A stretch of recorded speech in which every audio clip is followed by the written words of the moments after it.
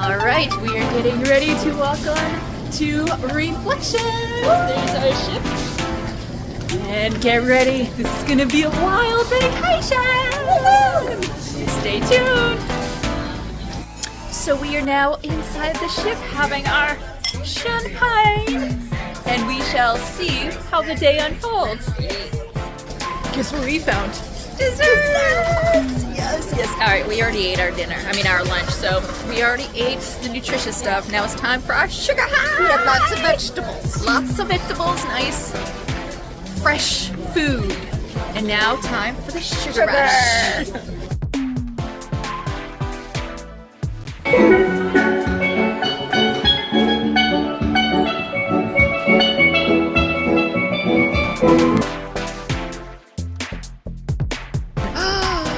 Sunset is so beautiful. I don't know if you can see it.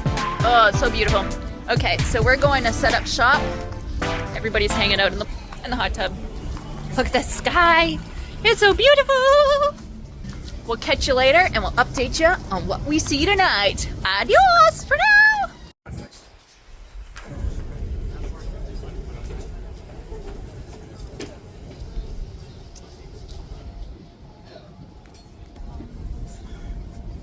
Had long conversations with Ingo Swann. I don't know if you know who he was a remote viewer for the CIA, and I knew him before he passed away, and he and I used to talk about it, about how easy it is to do that, but it's knowing the technique. So normally when we have a small thing, we make a circle, but if this was a circle, it'd be the whole ship. But at home, that's what you would do. You reform a circle, whether it's 4 people or 20 people. And why? Because then you're seeing all directions. And you can communicate, but you have all directions covered if you're in a circle. This way, we're looking opposite each other, but we also don't have those directions covered. But that's why you want, when you're at home with your group, you'll hear about this on Thursday morning, how to set up your team and how to just the nuts and bolts of it. But it's preferable that you be in a circle. So interestingly, that civilization, that what we just saw, that's one at that God consciousness level, which is what we're about to do, is go on that journey. And so you'll see it, and then you can then extrapolate civilization where the beings are living at that level of awareness. And by the end of our progression as humans, we'll be at that level. Everyone on the planet, the entire planet, at high level of consciousness, but still planetary. Right here above to the left of this dome, it was a soft object, came on and off, more cream white colored, more subtle, not so bright, but it was in the same area. Yeah, Marcel saw it as well. There's definitely craft tracking along with it, because we're moving about 20 miles an hour to the south, key into it. So one of the things that develops as you get in tune with this, you're connecting with consciousness and relaxing and looking with what are called soft eyes. In other words, have you ever daydreamed and you're sort of just staring out into infinity? That vision, as opposed to looking hard, you're in a relaxed state of consciousness, and your vision is sort of relaxed and encompassing, and you actually pick up on these objects more easily than when trying to hard focus. There's an art to even using your eyes and senses in doing CE5, and that's a really important one. Similarly, you can do that if you're in a quiet environment, not in a 50-mile-per-hour windstorm.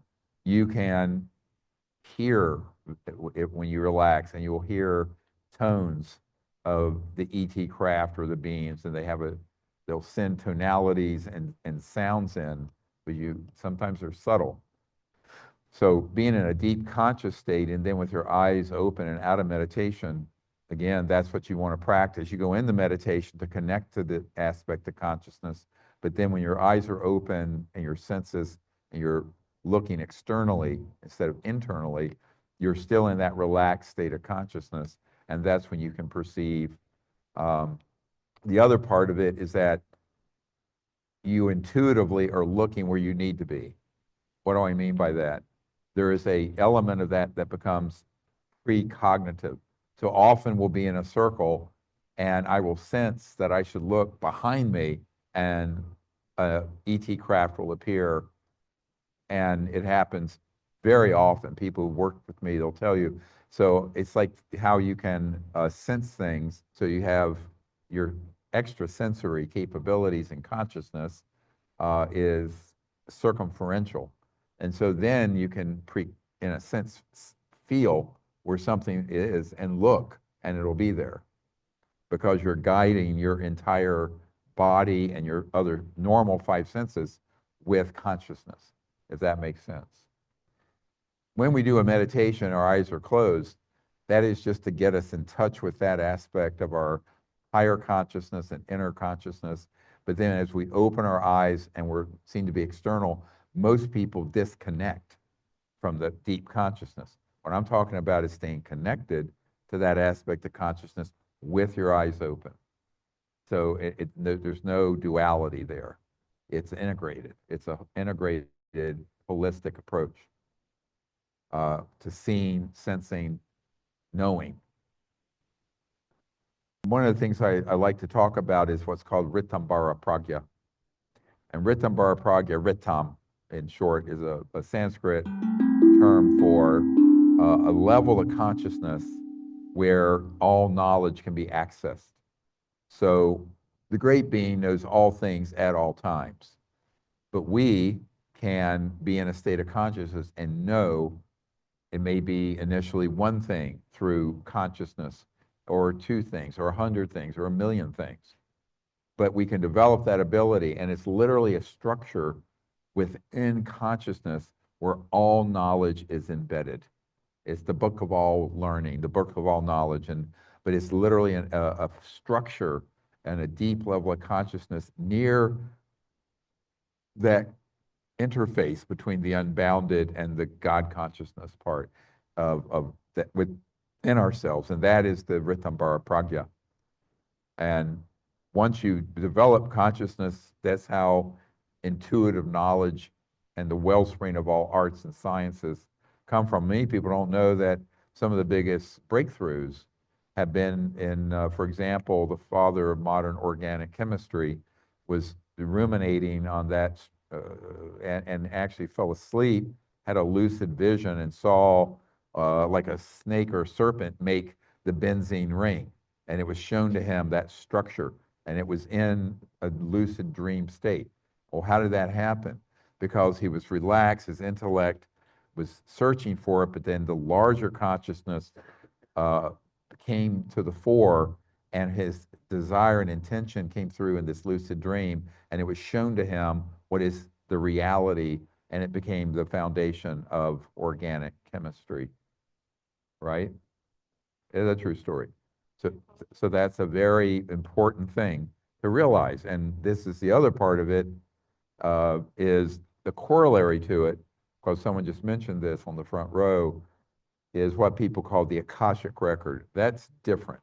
So the Akashic record is anything that has happened is engraven in the structure of space-time at the conscious level. This is why when I mentioned the White Oak Naval Facility machine that could take a volume of space, let's say, you could take any point on the Earth and read what was happening now, or 100 years ago, or 1,000,000 years ago, or 1,000,000,000 years ago. It's encoded there, and in a sense, this is why in a deep level of consciousness, anything that has happened, it is still happening.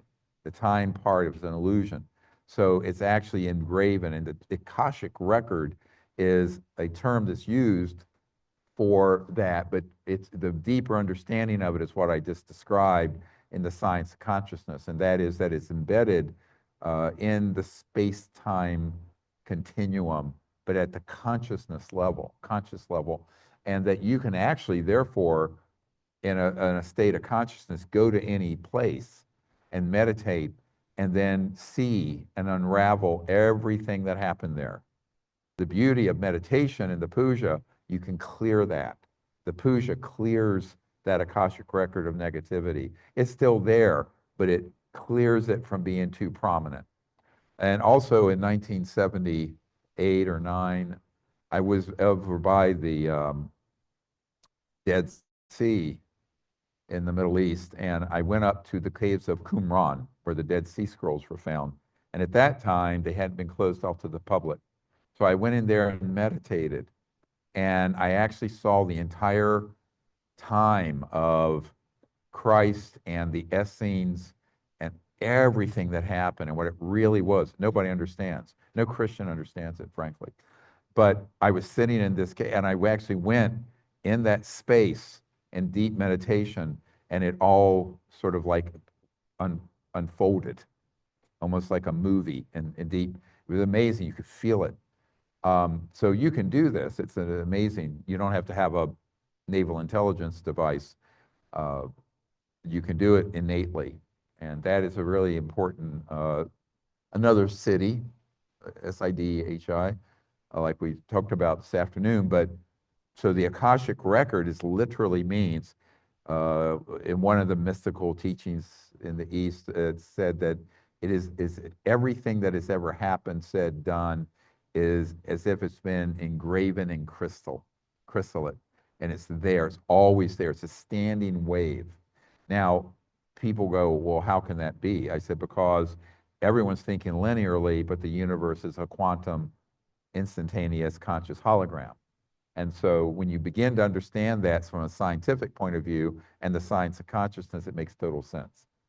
Now, that's a little different from Ritambar Pragya, is a level of consciousness very deep, where all knowledge is encoded.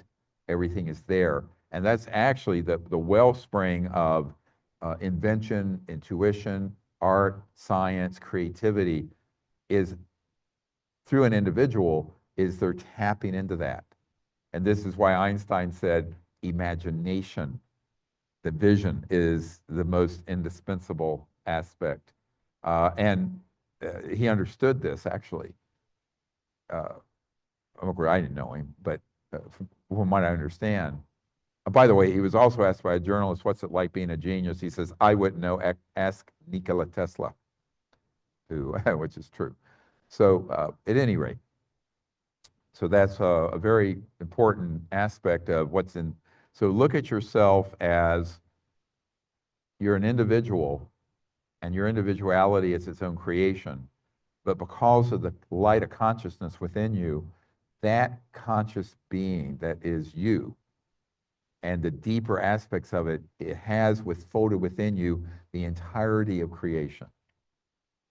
So there's a wonderful saying from the Persian, thinkest thyself a puny form when within the universe is folded.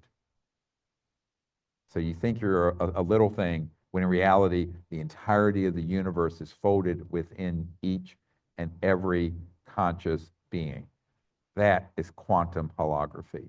And when you realize that, then you go, wow, this is what is real universal unity and peace and oneness is the wellspring of that. And this is why the Buddha said, if you see another person, no matter what your difference is, deep within, you're the same being. It's a singularity.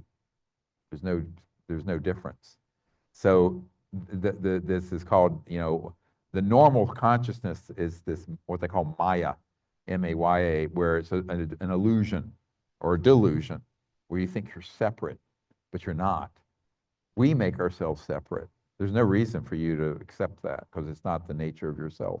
The true nature of yourself is that each of us are individuals on the level of our own creation as an individual being, but with deep within consciousness, and conscious mind is a singularity. the entirety of all that exists, past, present, every dimension, all the way from the Godhead to the entire manifest physical creation, is folded within you and accessible through consciousness and the steady state of consciousness where you can see any place, any time, and know anything that needs to be known. So that's how that happens. Because if you know what's folded within you, then in fact the entirety of the cosmos and all that's in creation is literally enfolded as a conscious quantum hologram within every single one of us. So that's why if you view yourself that way, it's the opposite of egotism, by the way, because it's not referencing to, it's just you and you're special. That's why I always tell people there's nothing special about me, except I was young enough with things that happened that I delved into this, right? And intentionally developed it. It just means that every single person can. This capability that we're discussing is everyone's birthright as a intelligent, conscious life form, human or extraterrestrial. So embrace that about yourself and go, yeah, that's right. We're going to do this meditation. Let's close our eyes again. And if anything significant happens, make note of it, share it later in this dimension of space-time.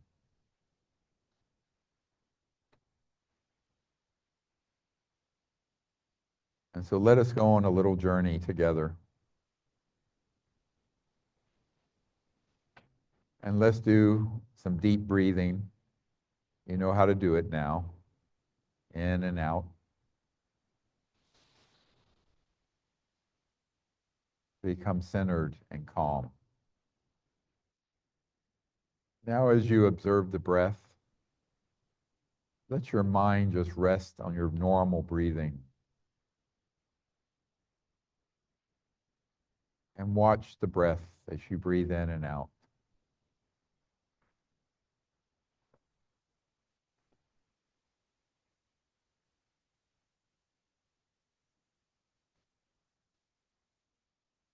And now gently become aware of the mind watching the breath.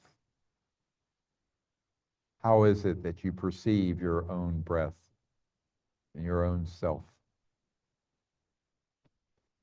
What is watching?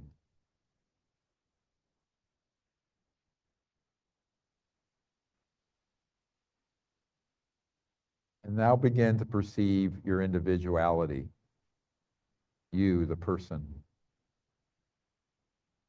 And how do you perceive your own self? Being aware of awareness.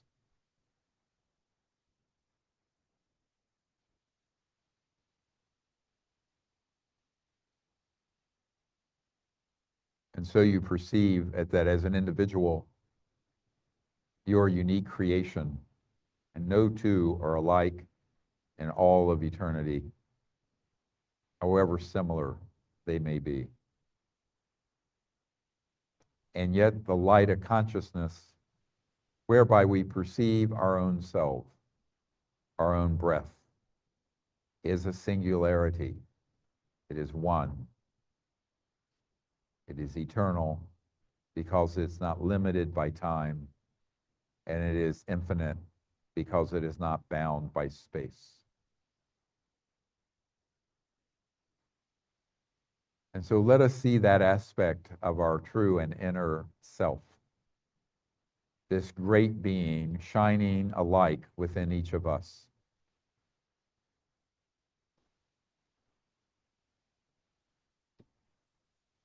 And we perceive that everyone here together now, while unique individuals, the light of consciousness itself is a singularity. And like the single light of the sun illuminating countless beautiful windows in a cathedral, and each window would be like a soul that is unique and beautiful, but is illuminated by the same light of consciousness, the one sun of reality. And so we may choose to perceive one aspect of a window of our own selves, or we may choose to begin to lightly focus on the light of consciousness that is illuminating everyone here and everything that exists in creation. And thus we do not choose between this or that, but we see that it is all one.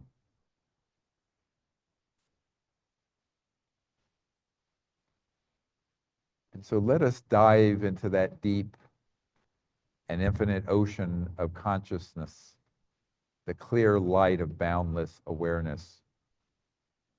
And we see that our own individualities are actually being manifested from that. And deep within ourselves, we can perceive that we have emanated from that great being.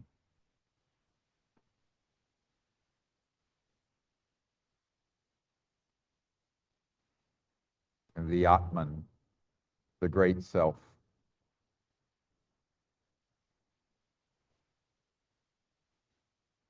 And as we do this more deeply, we allow our individual selves to be as clear channels, an opening, a window. And through our own individual selves, our own portal, we perceive the true nature of the conscious being. And it is infinite and boundless and eternal.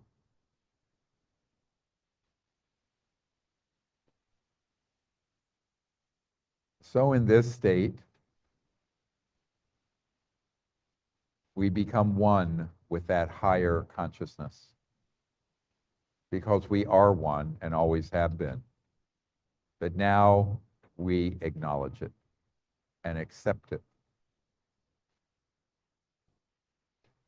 And so as we go more deeply into this vast ocean, the drop of our own individual self becomes one with this infinite ocean of conscious cosmic mind.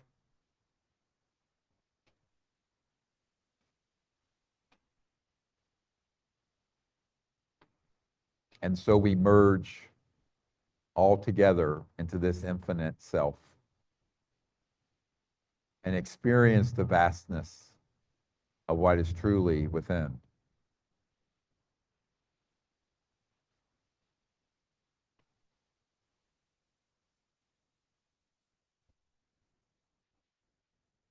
And so this may be regarded as the waves and ripples on an infinite ocean. And each of us have our individual selves.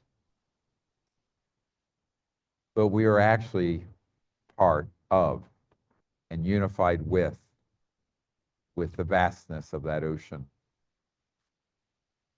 And so as we perceive and experience that and accept it, we now see that our conscious mind is throughout the cosmos. And in a flash of an instant,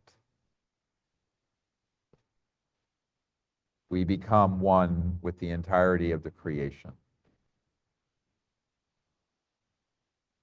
And so now we connect to the great self and the cosmic mind. And all that exists in the physical cosmos is actually folded within us, each of us, in its totality. And as we go beyond the realm of the cosmos that is matter and space and time, we see that is manifested by these worlds of light, the pure consciousness. And so we see the realms of the astral and the celestial. And that too is within us. And our body of light, with which we may fly in a lucid dream, is connected and emanating from that realm. And at a very deep level, we now perceive that the finest celestial realm, the realm of the divine avatars, the celestial beings, are all folded within this great consciousness, this unbounded mind that is our true self.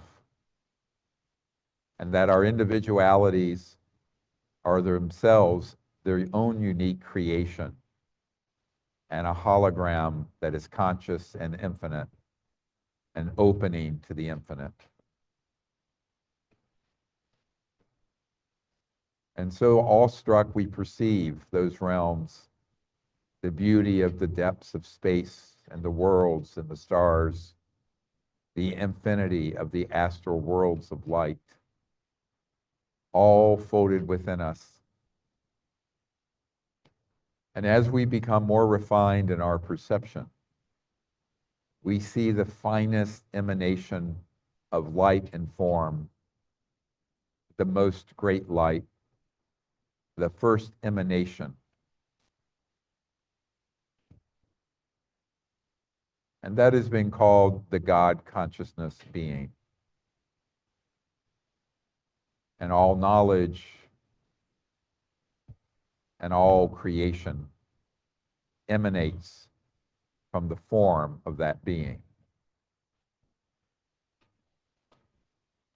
And then we perceive that deep within and beyond the form of that cosmic and celestial light is a very profound tone. Some have called it the cosmic hum. And it is the emanation from the unbounded pure consciousness of a thought sound. And it is beautiful. And you can sense it deep within yourself. And that is the first emanation from the pure, undifferentiated, absolute field of being, pure consciousness, that has folded within that pure thought sound all that exists. And it is causative. And so that is known as the first emanation, the primal thought, the first thought emanating from the unbounded being. And folded within the multiplicity and beauty of that pure tone, as it differentiates, is the pure signal, thought, essence of all forms and all matter and all that exists in the infinity of creation. And so we see all of this is emanating eternally from the great being that never changes, that is infinite, that is unbounded, and that is in its purest form the spirit and the essence of the light of consciousness within each of us. And thus we have never been separate or alone. But the beginning of enlightenment is to see that all of this is folded within each and every one of us. And in the passage of time, you may perceive that everything that exists has folded within it is an opening to the infinite. So every star and every plant, every body and every blade of grass has its outer form that's material, its inner light that is astral, the pure thought signature and tone of that thing And all of that is emanating from the consciousness of this infinite being. And so let us go deeply into that infinity within us and explore the cosmic creation, knowing that it is actually and truly within and folded, present at all times, in all places, and with all beings. But a conscious, intelligent, higher being, which include humans and extraterrestrial beings, can realize this and experience it in the growth of higher states of enlightened consciousness. And thus, that is the task. And know that each and every one of us will attain to that state of perfect enlightenment in the passage of time, here or beyond. But as we see this and experience it in ourselves, let us go into that state as we make contact with our brothers and sisters from the stars who understand this state of consciousness, as we invite them here where we are located at this moment on Earth. So wherever you are, whether you be on the ship or on land, see that you are one with all of those civilizations, and they are one with us. And thus they are not alien, and we are they, and they are us. Deep within the structure of truth and a pure consciousness and the Great Spirit.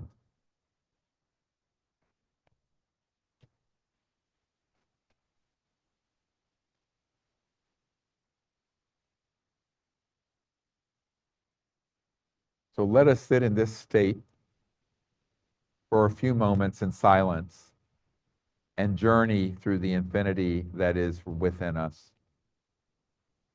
And in that deep and pure state of consciousness, invite the ETs to be with us here tonight and through all the days of our lives as we now become enlightened ambassadors from humanity and earth to those peoples.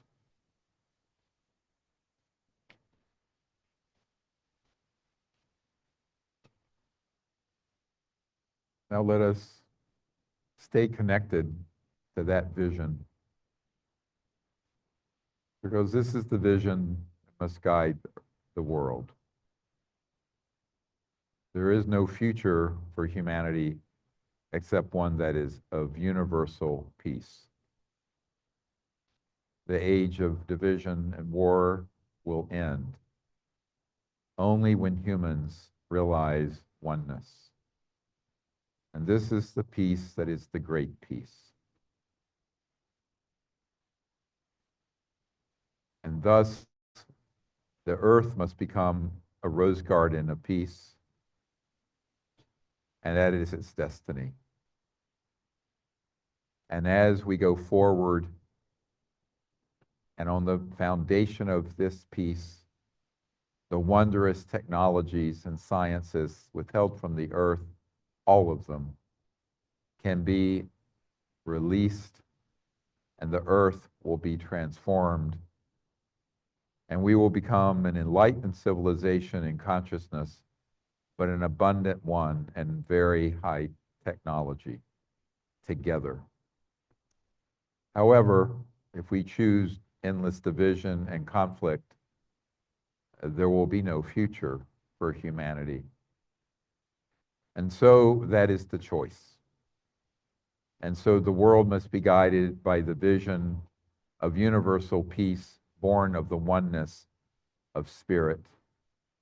And we can see that we are all one in spirit through the deep meditative state, not only with fellow humans, but with all life and all beings in the cosmos. And thus, none of these beings from other worlds are strangers, but they are brothers and sisters, and we are all one people together within the great body of the Creator. And we are all children of God. Let us ask the Great Spirit to open our inner sight, that we may see the worlds of light and the deep and unbounded consciousness. And ask the ETs, if they wish and you are ready, to come into dream time, and that you may learn and explore even as your body and your intellect rests. For in a little over 24 hours, we have covered much, and there is much to learn still. Though as the body goes to sleep and the mind is resting, great enlightenment can happen if that is your intention. And so ask the great being to open this world of consciousness and exploration even as you sleep. And therefore you become awakened and make contact both through enlightenment and with these other civilizations from other planets in that state as well as when we wake. Hey, hey, hey! We didn't make a video last night to finish our day, but it was a wild time. We ended up getting a perfect seating on the deck, a day bed. Everybody complimented and said, wow, you guys have the best seat in the house. And let's see, of course I went to the bathroom when they saw cobalt blue orbs, but that's okay because it was only day one, so there'll be plenty more activity. I did get some downloads last night. That we have to ask better questions to get more truth.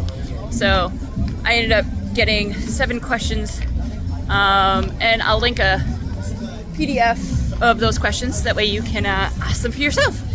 But yeah, so we just laid out and watched the photography portion of the CE5 and watched that while we got some sun. And now we're gonna go and relax a little bit before the next session on consciousness. So we shall catch you later. Bye. Tradition, I think Sanskrit harkens back to interstellar. I think it actually is a language that's originated not here on Earth, in my opinion. But it's also known as the root of all Indo-European languages, is Sanskrit. And then this is fun. I wasn't at this event. This was in Japan, and they were doing a group thing. And they took a picture, and there's all this energy coming out of people's foreheads and hearts. And this is just a snapshot picture. And it was the energy that the group was creating. And so these new digital cameras can pick up phenomenon at the correct settings that our eyes will not pick up, but our intuition will. So in other words, you can feel it and you can see it in your inner sight. But the great thing about these new cameras, they'll pick these up. Next. We are just coming out after finishing the second part of today's classes on consciousness and disclosure information, and now we're going down to get some grub-a-dub-dub time, and then go on solstice deck for day 2 of CE5 contact. We'll catch you soon. We're excited to see what unfolds and have an amazing night under the stars and connecting with the extraterrestrials.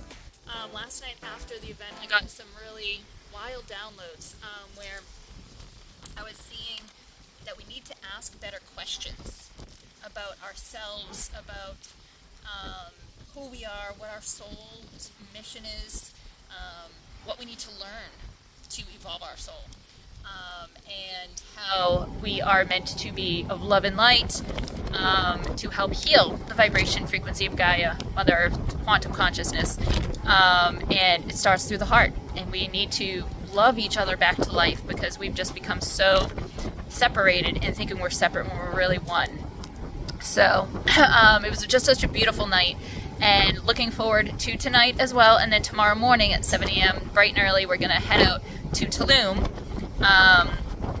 and that's where the Mayans, they have the Mayans used to have a ritual area, and then we're going to go in the sacred swimming holes. So I'm really excited about tomorrow unfolding as well.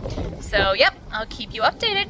But it's been a wild journey so far today with the classes in consciousness and how to photograph them.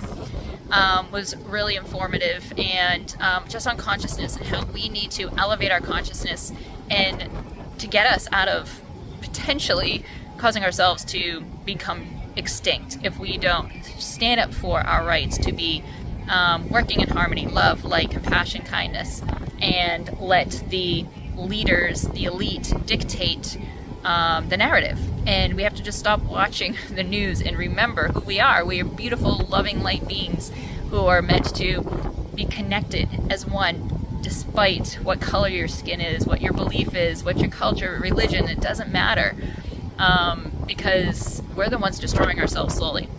So we really need to come back to unity, peace, and love, raise the vibration to one of love and compassion, and watch how the trajectory unfolds. We end up being able to have compassionate contact with ETs. So it's just a beautiful journey to witness and explore with all these amazing souls here on the same journey. So I'll keep you posted. Have a blessed one.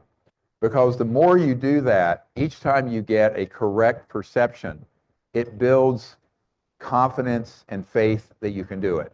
And it's a positive feedback loop that's very good, because you begin to realize, I can do this.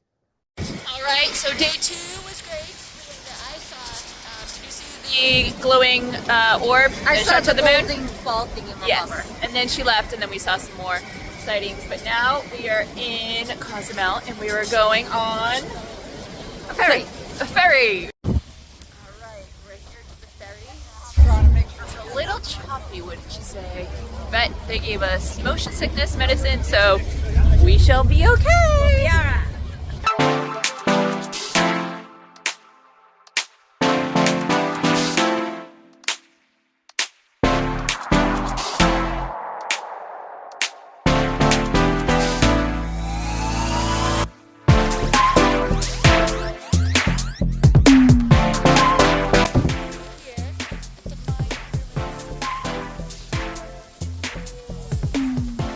Get a water shot. Show you how beautiful it is at the top. Yeah. Flip around. In the 1518 okay. Yes, because it was crossed on the great people. We'll see you to repay soon. all the All right, we walked the ruins, and now we're here for some tacos. Yum yum.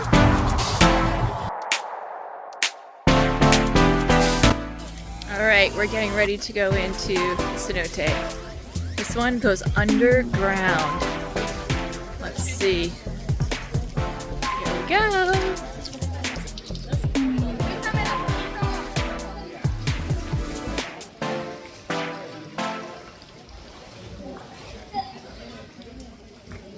All right, we have brave Shannon being the first one to jump in. Go for it, you got this, girl.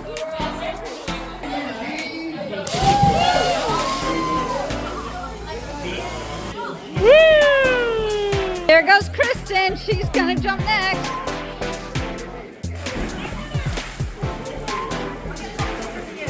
How is it?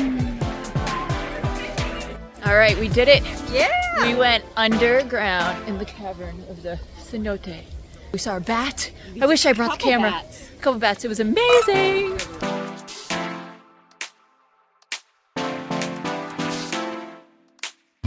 All right, we are on day 3. We just had sushi. Now I'm having some ice cream. Hi, Deborah. We're going to meet up with some friends we made. Joyce and Sherry. We've got our dancing lady over here. She's rocking all day long, every day. Every day. She's got the moves. I don't know how she does it. Partying on. So we've got 2. We're in Grand Cayman Islands right now. And we had great excursions yesterday to Tulum and the cenotes. Today's a free day. And then tomorrow we start classes again, and then we go swim with the piggies. Woohoo! Catch you soon. Howdy, howdy, howdy. Hello. We are back. We're heading to go get some dinner, and then we're going to go for our own CE5 group. Yes. To do that on top of the solstice deck and see what we find. Catch you later. We are now headed to dinner. I am going to get a lobster tail tonight. It's on the menu and I'm excited.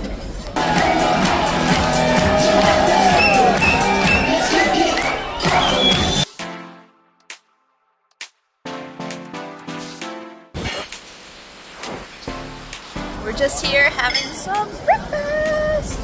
Yum, yum, yum. This woman has danced at the pool every day, non-stop, amazing.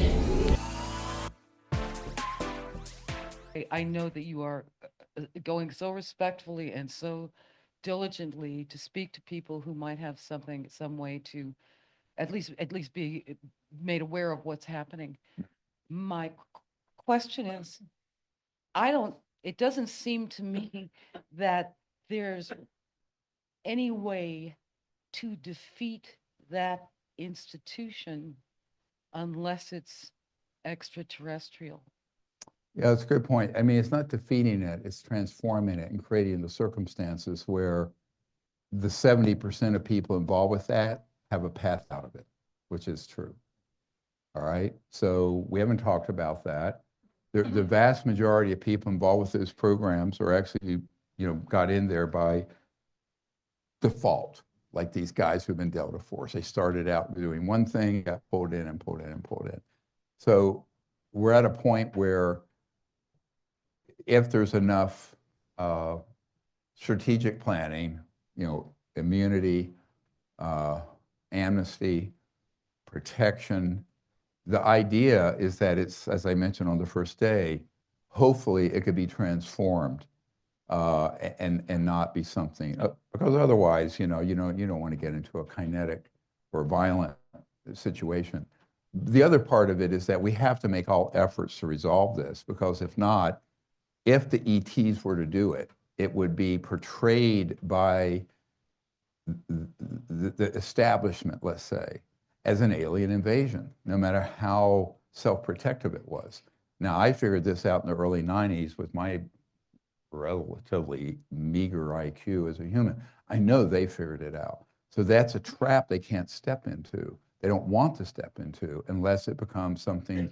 They're only, if you read the 91 paper I wrote about the comprehensive assessment of the UFO ET subject, there are only a few conditions. One would be a massive extinction level event, either global thermonuclear war or a massive Earth, polar shift or something really that would require, in order to stabilize the Earth as a womb for developing higher conscious life and civilization, they would have to intervene, right? Or where we become such an existential threat to other worlds, and this is the problem of what's happening, and we've reached that point, where they have to protect other worlds from us, because, this is not 1955, this is 2025, and 70 years on, unfortunately, those technologies from reverse engineering studies have reached such capabilities. And so that's why it's become something of an emergency. But if they had to do that, the people are all ready to run and say, see, I told you so, there's an alien threat. Now we have a totalitarian militaristic system with everyone bowing down to a global superstate. That is the opposite of a peaceful global civilization that's enlightened, et cetera, right? It's 180 degrees opposite of where we need to go. So it's very much a catch-22, okay? Which is why it's much better that we humans, no matter what the sacrifice and risk, fix this ourselves.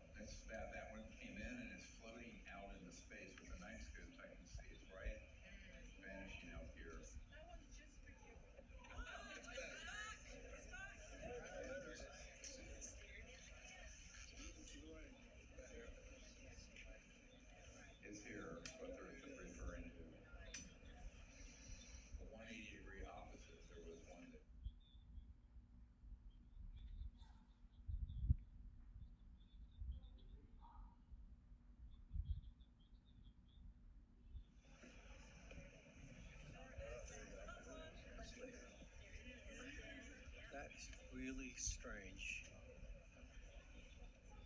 Well, that's getting bright. This is closer. With the night scopes, I can really get a more distant sense of it. They're getting closer. Yeah.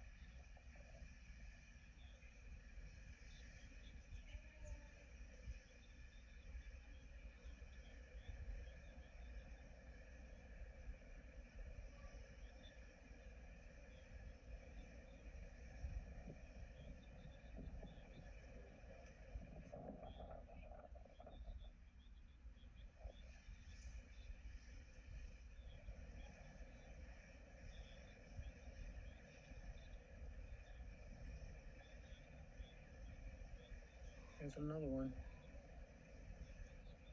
Whoop. Flash bulb.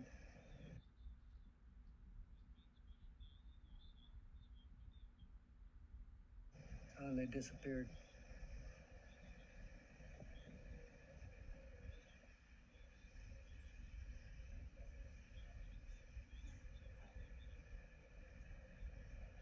There it is. Oop. There it is. There it is. There it is. There's two of them. Three.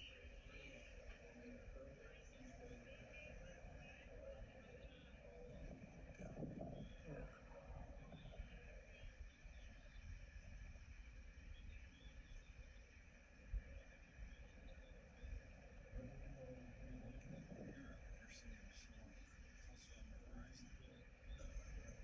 Oh, it disappeared now. I thought it was a star. It was so bright. Yeah. I thought that was a stationary star and two other ones appeared. But now all three are gone, including what I thought was a star.